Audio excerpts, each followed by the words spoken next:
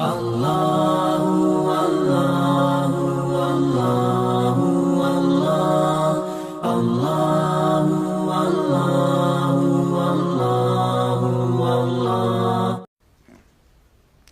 Juga teman-teman sekalian, hari Jumat adalah hari terjadinya kiamat.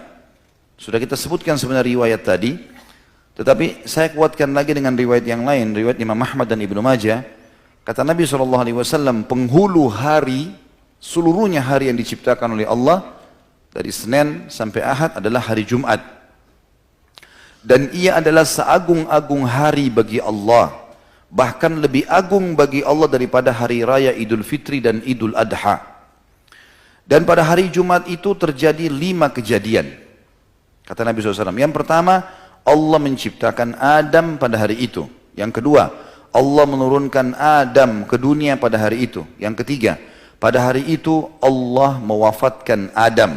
Yang keempat, pada hari itu tidak ada satu saat di mana seseorang berdoa kepada Allah kecuali Allah akan kabulkan selama ia tidak meminta yang haram. Dan yang kelima, pada hari itu akan terjadi hari kiamat. Tidak ada malaikat yang dekat dengan Allah. Langit, bumi, angin, gunung-gunung, lautan, bahkan seluruh makhluknya Allah kecuali mencintai hari Jumat. Kemuliaan yang luar biasa. Orang yang meninggal pada hari Jumat, teman-teman sekalian, dianggap husnul khatimah. Hadis yang sahih diriwayatkan Tirmidzi, Ahmad, Abu Ya'la dan Baihaqi. Kata Nabi SAW, "Ma min muslimin yamutu yawmal jum'ati aw lailatal jum'ati illa waqahu Allahu fitnatal qabr." Tidak ada seorang muslim yang meninggal di hari Jumat atau malam Jumat, melainkan Allah akan melindunginya dari fitnah kubur.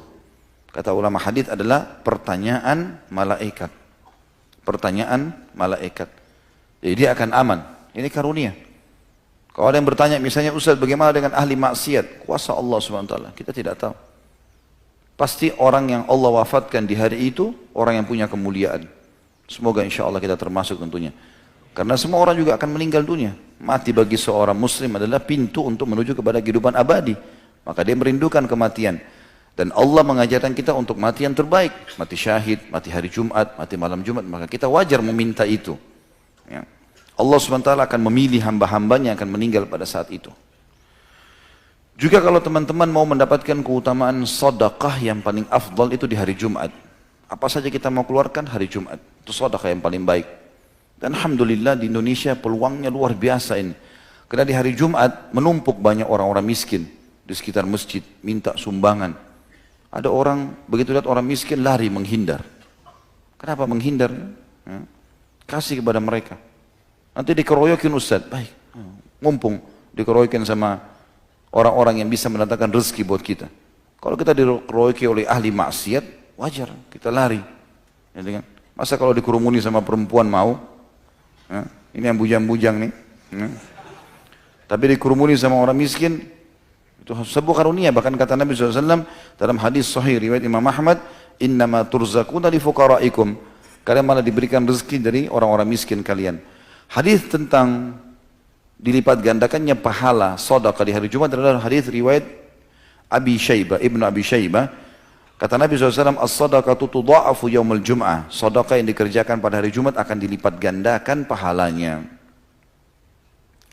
Selain daripada semua tadi itu teman-teman sekalian, juga dianjurkan pada hari Jumat, ya, selain sholat, mandi tadi dan seterusnya rentetannya, berdoa, juga dianjurkan untuk membaca surah Al-Kahfi. Sebagaimana sabda Nabi SAW dalam hadis yang dihasankan oleh para ulama hadis, kata Nabi SAW, siapa yang membaca Al-Kahfi di malam Jumat, maka Allah akan memberikan cahaya wajahnya antara dia dengan Baitul Atiq. Kata sebagian ulama hadis adalah Ka'bah. Maknanya, kata sebagian ulama, Allah akan mempermudah orang yang rutin membaca Al-Kahfi di malam Jumat untuk sering mendatangi Mekah. Baik itu dengan umrah atau haji. Dikarunia dari Allah SWT. Ada riwayat yang lain dihasankan juga oleh para ulama hadis, siapa yang membaca Al-Kahfi di hari Jumatnya, maka Allah akan selamatkan ia dari fitnah Dajjal. Lalu bagaimana kita menggabungkan keduanya? Dirincikan oleh para ulama. Yang pertama pendapat mengatakan Jumat itu sudah dihitung masuk mulai maghribnya Kamis. Makanya dinamakan malam Jumat. Makanya orang kalau melihat hilal awal Ramadan dilihatnya setelah maghrib, kan gitu. Maka ini sudah dianggap Jumat. Berarti orang kalau mau menggabungkan kedua hadis, dia boleh baca di malam Jumat sudah masuk maghrib, atau dia membaca hari Jumatnya besok. Dia mendapatkan kedua keutamaan. Dia dapat keutamaan cahaya wajahnya, ya, panduan untuk dia akan sering mendatangi Mekah, ya, atau Ka'bah, dan yang kedua adalah dia bisa mendapatkan keutamaan selamat dari fitnah Dajjal. Pendapat yang lain mengatakan kalau seorang muslim mau memiliki cadangan keutamaan, ya, dia punya tambahan ekstra tambahan pahala, maka dia melakukan keduanya. Di malam Jumat dia baca, di hari Jumat juga dia baca. Maka ini keutamaan. Juga dianjurkan untuk memperbanyak salawat kepada Nabi alaihi salatu wassalam. Hadis sahih riwayat Imam Muslim. Tadi sudah sempat saya singgung hadis ini, kata Nabi SAW, hari Jumat adalah hari yang terbaik sepanjang terbitnya matahari. Maka perbanyaklah salawat untukku, karena salawat kalian dihantarkan kepadaku. Hadis ini riwayat Muslim dan Ibnu Majah. Kemudian juga selain daripada itu, hari Jumat dianjurkan seorang muslim untuk memperbanyak semua jenis amal saleh. Ada sebagian ulama teman-teman menyebutkan sampai 100 keutamaan hari Jumat. Tetapi memang tidak bisa kita sebutkan semuanya karena kebanyakan masuk dalam globalnya penjelasan tadi, atau memang ada yang mendatangkan beberapa riwayat yang dilemahkan oleh para ulama. Intinya memang sangat luar biasa hari Jumat itu. Semua jenis ibadah, zikirnya, baca Qur'annya, silaturahim keluarganya, apa saja, maka itu akan sangat baik. Termasuk mencari rezeki. Termasuk mencari rezeki. Karena Allah katakan dalam Al-Quran, surah Jum'ah tadi, A'udzubillahi minasyaitonirrajim, فَإِذَا قُدِيَتِ الصَّلَاةُ فَانْتَشِرُوا فِي الْأَرْضِ وَابْتَغُوا مِنْ فَضْلِ اللَّهِ وَاذْكُرُوا اللَّهَ كَثِيرًا لَعَلَّكُمْ تُفْلِحُونَ. Kalau selesai sholat Jumat, menebarlah kalian di muka bumi dan carilah karunia Allah. Ulama tafsir mengatakan karunia Allah, rezeki, ya, bertemu dengan orang-orang yang dicintai, silaturahim keluarga, apa saja yang membuat seseorang muslim bahagia, gitu kan. Menyebarlah di muka bumi, carilah karunia-Nya, dan berzikirlah dengan Allah dengan zikir yang banyak. Maknanya, jalankan, aplikasikan semua perintah agama pada saat itu. Jauhi semua pelanggaran, agar kalian beruntung. Itu kata Allah subhanahu wa ta'ala. Ini karunia yang sangat besar teman-teman sekalian. Ya.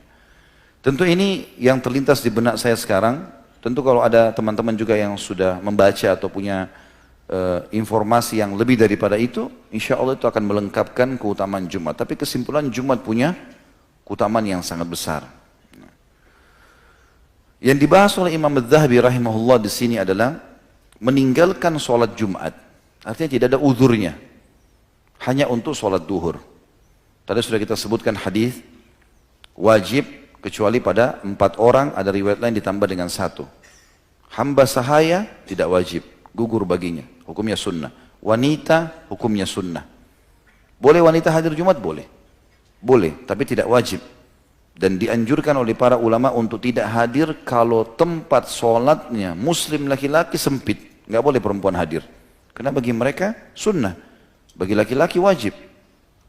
Kalau tempatnya luas, seperti kasus Masjid Haram Mekah, Masjid Nabawi di Madinah, memang luas, bisa menampung. Dan itu kata ulama boleh-boleh saja. Makanya di Masjid Nabawi, musallah wanita, di belakang masjid sisi kanan dan sisi kiri, itu biar hari Jumat tidak dipakai oleh laki-laki. Karena masih memadai, gitu kan. Apalagi nanti Masjid Nabawi akan diluaskan sekitar 4-5 kali lipat ke depannya. Maka jauh lebih besar lagi. Masjid Haram Mekah juga begitu. Biasanya di basement itu, di bagian bawah, itu dipakai untuk semua wanita di masjid. Ditutup kalau hari Jumat. Untuk wanita boleh masuk, laki-laki tidak boleh. Laki-laki di atas, gitu kan. Maka ini lain. Selain punya keutamaan masjid, juga keluasan tempat. Tapi kalau sempit, maka dianjurkan perempuan tidak hadir. Lebih afdal mereka sholat Jumat, sholat duhur. Yang ketiga, anak kecil. Artinya boleh seseorang di antara kita mengajak anaknya hari Jumat, kalau memang dia mau ajak, misal pas hari Jumat, hari libur kantor, dia ingin bawa anaknya, nggak ada masalah. Tetapi lebih afdal untuk tidak, walaupun boleh. Ya, karena anak-anak dikhawatirkan mengambil saf. Orang dewasa yang memang dasarnya wajib bagi mereka. Kemudian sakit. Penyakit apapun yang menghalangi seseorang untuk keluar rumahnya, maka boleh dia untuk tidak hadir. Sakit perut, ya, atau apa saja penyakit, mungkin dia dioperasi, mungkin segala macam, ini gugur, dia ganti dengan Jumat. Dan di riwayat lain menjelaskan tadi musafir. Nabi SAW kalau sedang safar, maka beliau mengganti Jumatnya dengan duhur, ya, dan beliau menjamak antara duhur sama asar. Tinggal khilaf di antara ulama, teman-teman sekalian, bolehkah musafir kalau dia lagi mau safar, dia dapat Jumat? Seperti sekarang di bandara-bandara kita pun ada dilakukan Jumat. Kita mau safar, pesawatnya misalnya jam 12:30, jam 12:30 Jumat. Mana lebih baik, kita hadir Jumat atau kita duhur asar jamak nanti? Kalau Jumat di depan mata, lebih afdal Jumat, walaupun kita safar. Khilaf di antara ulama, apakah setelah sholat Jumat berjamaah bisa jamak dengan asar atau tidak? Maka pendapat pertama mengatakan tidak boleh dia jamak. Karena belum ada riwayat dari Nabi SAW, beliau pernah Jumat lalu dijamak dengan asar. Kalau beliau safar, beliau sholat duhur asar. Gitu kan. Pendapat kedua mengatakan boleh, nggak ada masalah. Karena Jumat sama duhur sama saja sebenarnya. Jumat sama duhur sama. Gitu. Dia musafir pun dia sholat Jumat 2 rakaat, dia sholat duhur 2 rakaat, Jumat pun 2 rakaat, maka tidak ada masalah. Boleh dia menjamak. Ini alhamdulillah, selama ada khilaf di antara ulama dan mereka mengambil dari dalil yang jelas, maka boleh kita memilihnya. Dan Allah alam, kami cenderung dengan pendapat bolehnya menjamak antara Jumat dengan asar. Ya. Diangkat oleh beliau di sini Imam Adz-Dzahabi rahimahullah, hadis riwayat Imam Muslim dari Ibnu Mas'ud radhiyallahu anhu bahwa Nabi SAW bersabda kepada satu kaum yang tidak menghadiri sholat Jumat, "Laqad hamamtu an amura rajulan yusalli bin nas, thumma uharrika ala rijalin yatakhallafuna 'anil jum'ati buyutahum." Sungguh aku berniat untuk memerintahkan seseorang laki-laki agar mengimami orang-orang salat. Kemudian aku keluar dan aku bakar rumah laki-laki yang meninggalkan salat Jumat. Itu hadis ini riwayat Imam Muslim dalam kitab Al-Masajid nomor 652. Hadis ini teman-teman sekalian menjelaskan kepada kita tentang wajibnya salat Jumat bagi orang yang tidak punya udzur, terutama laki-laki. Karena Nabi SAW ikutkan dengan ancaman, dibakar rumahnya. Ya, kalau seandainya dia tidak hadir, tidak ada udzurnya. Hanya karena sibuk main game, hanya karena sibuk ngobrol sama temannya, hanya karena sibuk mengejar makan siang di kantor, lalu kehilangan Jumat. Ini a'udzubillah, sebuah kelalaian yang luar biasa.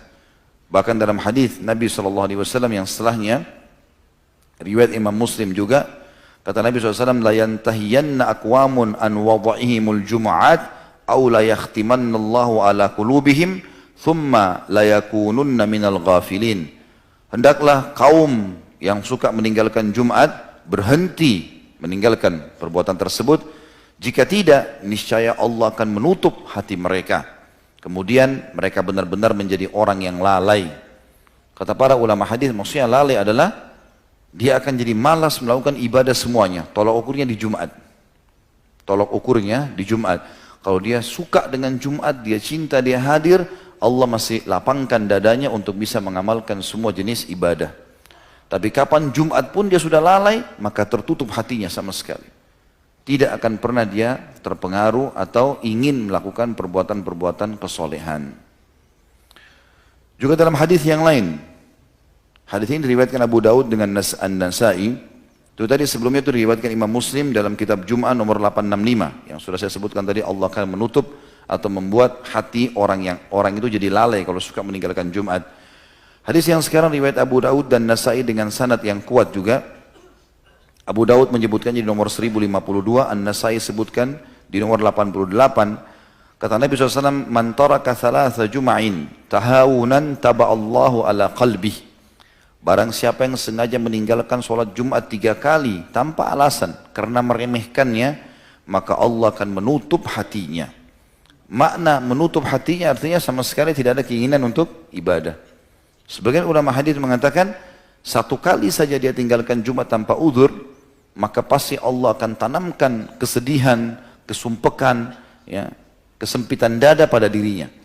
Sampai dia bertaubat kepada Allah SWT. Walaupun dia sholat duhur. Kecuali punya udzur syar'i. Gitu ya.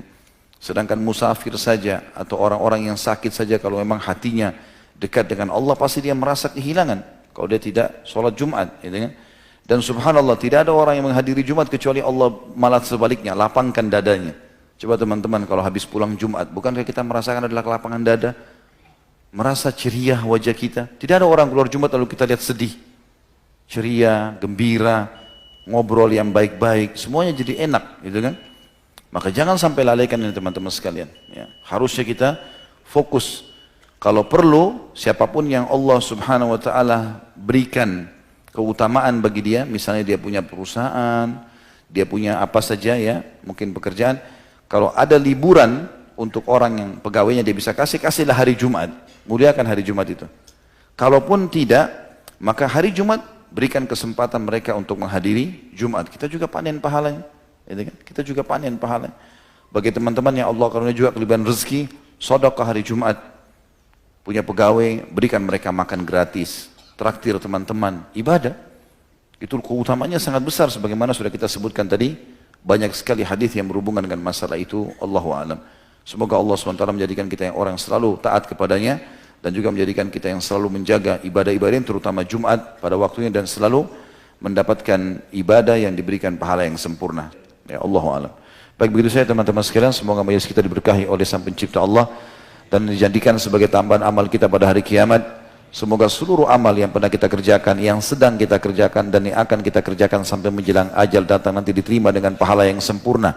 Semoga seluruh dosa tidak terkecuali sekecil sampai sebesar apapun, sengaja tidak sengaja, samar ataupun nyata, kecil ataupun besar, diganti oleh Allah dengan kemahamurahannya menjadi pahala.